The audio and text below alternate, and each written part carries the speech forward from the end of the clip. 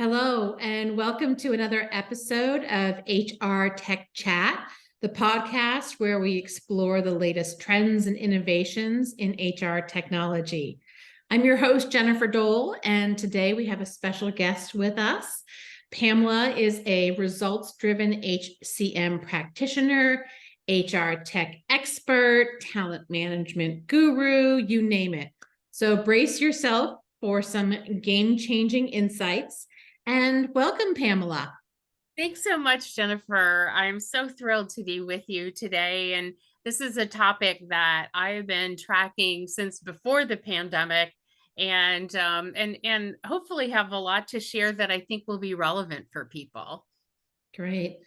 So today we're going to discuss an important topic. It's really about supporting women in the workplace and ensuring equitable promotions and opportunities. And Pamela, you and I have already talked a lot about this offline and thought this would make a great podcast.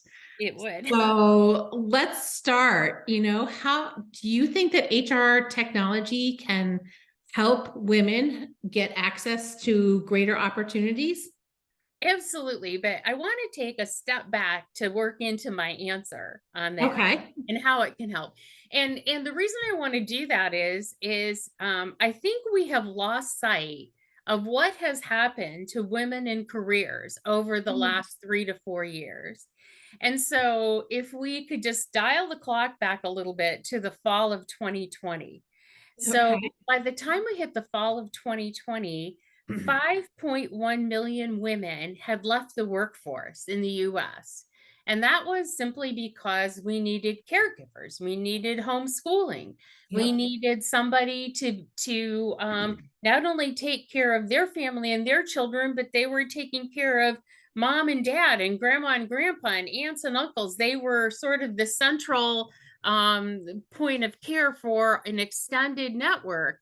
And the other thing that happened is as people had stepped out of the workplace in a number of different ways, some were furloughed, some decided to take career breaks and things, they started realizing, wow, now that I'm doing more things in my life, I kind of like this, and I don't know if I would go back full time again.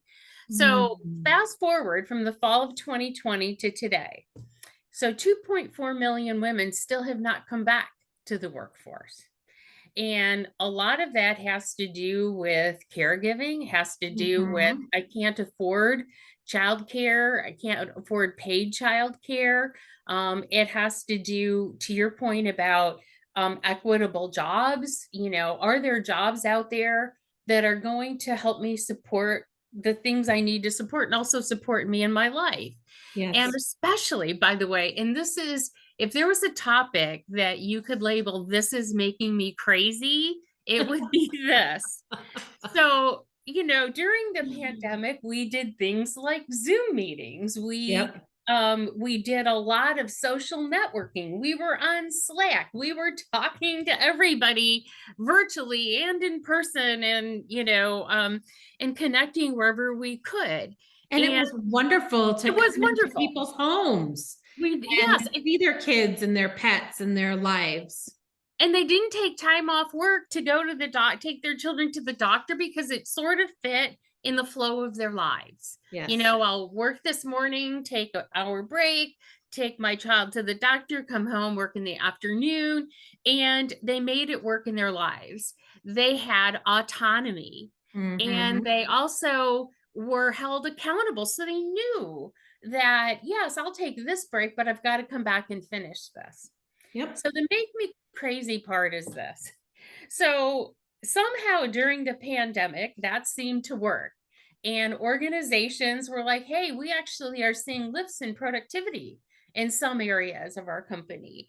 And more women were applying for jobs where they offered flexibility and this accountability and they were given choices about how they did the work and when they did the work. So here we are today. More organizations are calling people back to work.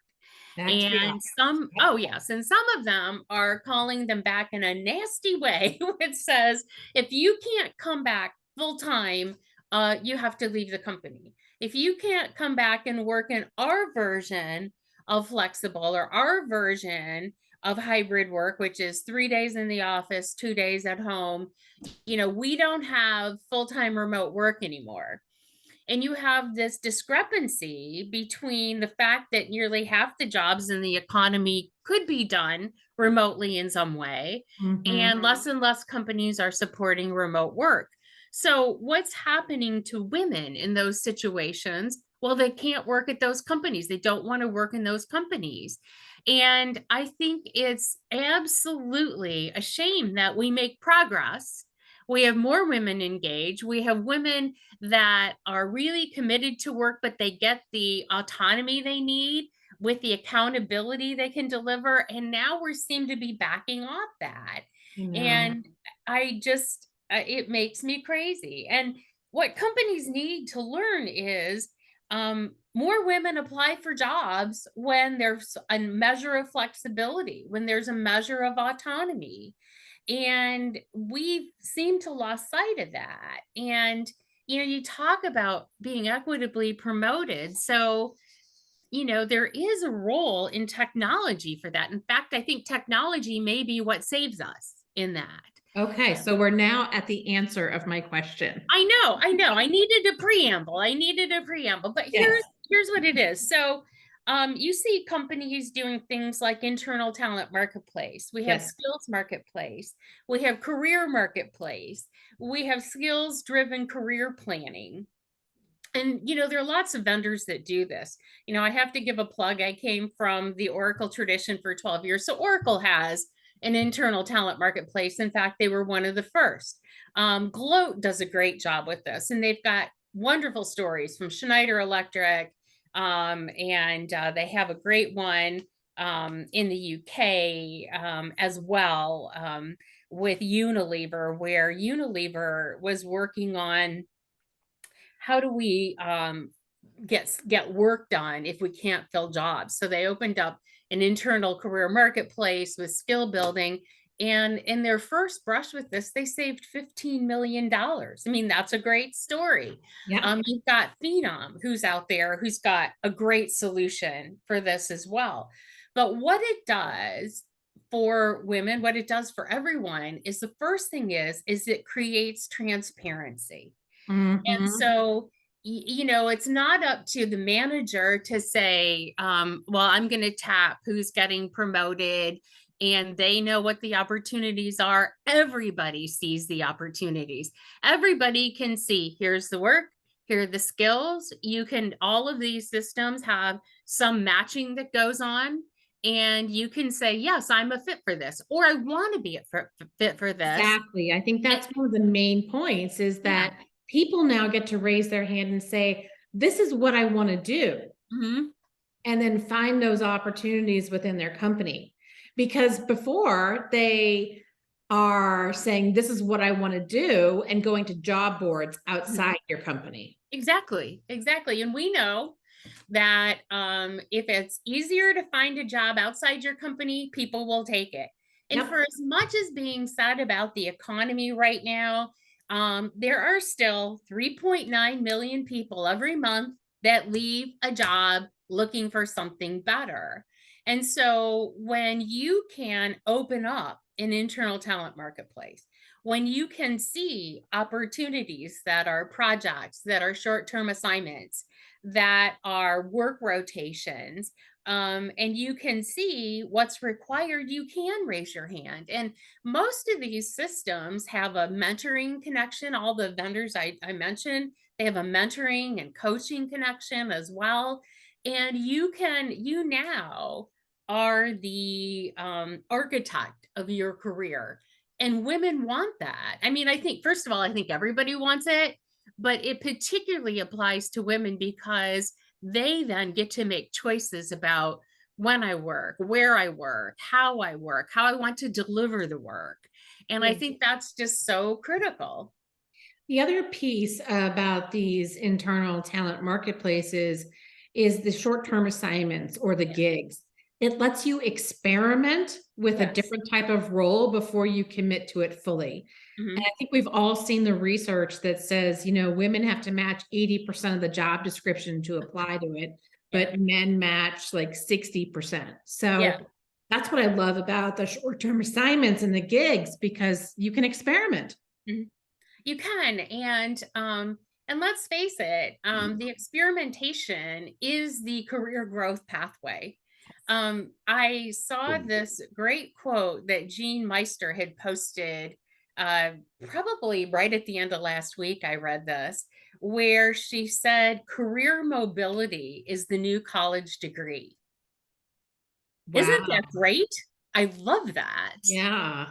And because it's to your point, that's where the experimentation comes from. And you have so many organizations out there that are saying we're interested in people that can grow, but don't necessarily have the degree. They don't have the paper, because you have Tear the Paper Ceiling, you have Business Roundtable, you have the Star Alliance, and you have all these places where they're looking at how people can develop and grow, and it's through alternative means. And Yes. so I just love the fact that Jean's quote about it's the new college degree, I think it is Yeah. actually. Yeah. It's like the master's program, right? You go and do a little bit in each area and learn the business by working in the business. Mhm. You do. And what we know about that experience is that the more people have a positive experience, the more they tell people about your company, and they become like a self-referral program. Yes. And what we see is that it's kind of the self-fulfilling prophecy for the company and the person. And I met last month, I did a presentation at Quartz HR, and I met Cassie Lee, who is from AT&T. She's the head of audit for AT&T. Mm-hmm. And I've had interaction with finance over my career. I actually uh, did a lot of work for a CFO in one of the companies I work for, helping him build his strategy and his organization. But I have to say, Cassie has built the coolest financial organization on the planet. And she built it by talking about what the work is, giving people opportunities to experiment and grow, and giving people opportunity for flexibility. Yes, we have, you can work remotely when it's appropriate. You have to come in, when it makes sense to come in. And she asked everybody, what their goal was, how they wanted to grow their career. And, as they went through this transition, all the right people ended up showing up. Yeah. And she has the only organization I have ever heard of in finance that does not need a recruiter. People are so energized about Wow. working on this team, and about working with her and working with each other and building the capabilities of the team and the individuals, that she does not use a recruiter. They recruit themselves. They recruit for themselves. It's That's word of mouth. incredible. People want to work there. I'm sure there's a lineup for every role. I'm sure there's a long list of people that want to be considered. And when you think about how do women grow their career, it's a lot like that. It's experimentation. It's being supported by a team. It is making sure that you have access to coaching and mentoring, that you have flexibility when you need it, that people are interested in you. And I have to say, when you could be doing the best work ever, but if no one takes notice and they're not interested, and they don't understand what you need to be fulfilled, women are less, I think, willing to put up with that today than they used to be. Yeah, I fully agree with you. And I think it's going to be really interesting to see promotion levels of Yeah. people that are working remote or are working hybrid versus are in the office. Because Well, that proximity mhm. bias, if you will, I think may still be there. I think it is. And, that's the big fear still is that, am I going to be noticed? What do I have to do to get noticed? And somehow, by the way, I think this is another fascinating thing. Somehow we have made this the issue of the individual instead of the issue of the leader or the company. Hmm. It's like, if you want to be noticed and it's a see and be seen culture, then you've got to come into the office. What if we flipped that and said, we have a way to understand, acknowledge, and support people in whatever situation they work. Yeah. And when there's an opportunity, again, it's transparent, it's open to everyone. You want to raise your hand? Great. If you're maybe not a fit for this, the least that we owe you is a conversation. The least that we owe you is a moment to say, what are you really interested in doing? How can we help? And if you weren't a fit for this, how can we help you be a fit for the next thing? How do we help you grow? And years ago in my career, this is when I worked for Gap Inc. and we were looking at career building and how do we do this? And we talked about the career value proposition. Yep. And I made something up that became a thing, because you can create a thing, but no one's created it before you can create a thing. And so I said, the career value proposition is 51-49. 51% is the company. The Mhm. company has to have the tools, to your point, the technology. Do we have ways for people to understand the work? Can they bid on projects? Is there an internal talent marketplace? Do Yep. we have tools that support them in the role? Do we have ways for them to connect? Can they do work together? Can they do asynchronous work? All of that. So the Right. company has to have a way to do that. But the 49% is the individual. Like Yes. nobody, so many companies have this, people have this idea that someone's going to tap me on the shoulder for my next promotion.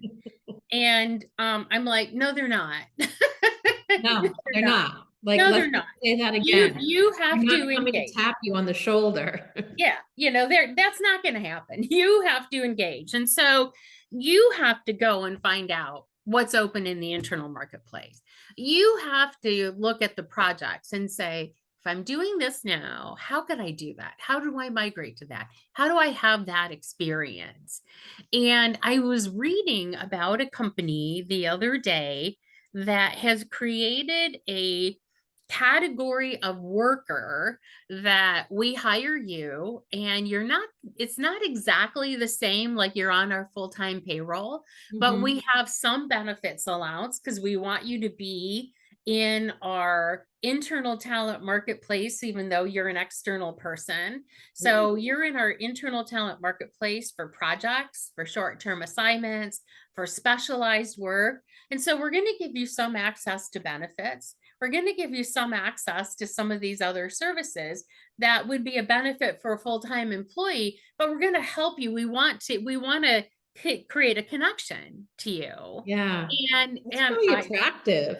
I think, by the way, that is really innovative and kudos, because quite honestly, that's how you're going to win in a marketplace that's now being dubbed the forever talent shortage. Absolutely.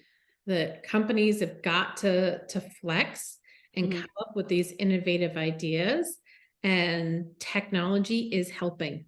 I think it is. I think it is. And I also want to say back to my 51-49, I also Mhm. think you need the right technology, because you and I have Yes. both seen companies that have a technology strategy that resembles something like throwing spaghetti at the wall. And by the way, I tried that once to see if it sticks. It does. Like, Thank you for why do saving people my keep saying time. I this? don't have to do that now. So one time I cooked spaghetti and I threw it at the wall. It does stick. So I mean, anyway, but to that very point, you need technology. You have to say, like, what do we want to accomplish here? And that you need the technology is going to support that and drive that. There are a lot of things people could buy. There are a lot of things that are out there, but you have to get really clear on what are we trying to accomplish and what's going to help us get there. And I You know, agree. It needs to be a strategic implementation of technology because exactly. you can't throw everything out there, right? You've got to really consider the experience of the employees and consider the experience of the managers that are Yes, juggling yes. so much. Exactly. And one and I still don't think even in the pandemic we did a great job with this. I think one lingering issue, and I think it's a big issue, is what is the manager job now? Good question. So to your point of you need lots of different ways to create a way to work, to be a structure for work. Managers have to figure out, how do I manage a hybrid team? How do Mhm. I manage people that are going to be always remote? Because some companies will have always remote. How do I manage the people that will come into the office 3 days a week, 4 days a week, 5 days a week if necessary? If you're in a frontline retail job, or if you're in a frontline job where you don't have the flexibility for remote or hybrid, how do I manage that and the expectations of those people that might need the same flexibility as someone that's like a hybrid worker, remote worker? But how do I make remote real for them? How do I make hybrid real for them? Because there are ways to do it and give them some flexibility. But leaders, we have to, I think, coach leaders, develop leaders in every aspect of what we saw coming out of the pandemic. Like, we still probably don't spend enough time talking to leaders about empathy, Right. what empathy looks like. Yep. Yep. It's like, how do you coach someone to be more empathic? And I was at this dinner last night and I was talking to a gentleman. His name's Tim Bristow. Tim's the COO of a company called Pro Habits, and he was talking about how they support leaders with empathy. Like, how do you coach a leader? And Mhm. he said it's simple nudges, like as you go in and start your meeting, check in with everyone in the meeting and see how they're doing. Yes. Now, Simple everybody can question. do that. You don't have to be an empathy genius to do that. No, you just have to build a habit of doing it. You do. And so everyone at the table is like, oh my God, I hadn't really thought about that. It's that Right. simple. But Yes. I do think we have to get back to leadership and support leaders, and particularly make sure that when choices are being made about promotions, about opportunities, about new assignments, that you really have to make an effort to include everybody in that decision making, and not bias against people that you just don't see every day, Right. I know. because those could be your best workers. Yeah. I mean, so kind of wrapping up this amazing conversation, visibility, transparency, and a collaborative approach Yeah, between employees and managers, that 51-49% you're talking about. And that's where HR tech really comes in to help. it does. And if you want people that are fulfilled at work, use technology as a way to support that fulfillment. People are more fulfilled when they're more connected. We have the technology in HR tech today to connect everybody to everybody. And Yes. so let's look at how we use those connections to support people in the work, Yeah. and make sure that there's always someone to reach out to, and that you can get coaching and mentoring and guidance, and you can get career advice as you want to grow and, to your point, experiment with these new things, with new opportunities. And HR tech, the other side of HR tech, because I spent 12 years, nearly 12 years at Oracle in the tech space. Before that, I was with Taleo. Is the technology really should be the gateway to opening up to experience. People want better experiences, and I think technology is the gateway. And you have to be really conscious about what gates you want to go through. Exactly. And you have to have those multiple gates that meet the needs of the person. Some people are going Yes, to be more comfortable with a digital experience. Some people want to have that in-person experience. absolutely. Possible. It is. So I think technology is just offering us so many more options today. And I'm thrilled with the tech futures that we're looking at and the choices people will have to grow careers going forward. Yeah, it's really exciting. Pamela, thank you so much for being here today and sharing your experience with us. Oh, thanks so Um, much for having me. I just adore talking to you. It's always like a good time. And I always learn something like, you really threw spaghetti against the wall. I did. So nobody needs to try that anymore. Nobody needs to try it. It works. But thank you so much. Really Oh, you're appreciate you welcome. being here. You're welcome. It's my Been pleasure. a wonderful edition of HR Tech Chat, and we have definitely covered some of the trends and innovations that make a difference in promoting equity in organizations. Excellent. Thanks so much. Thank you.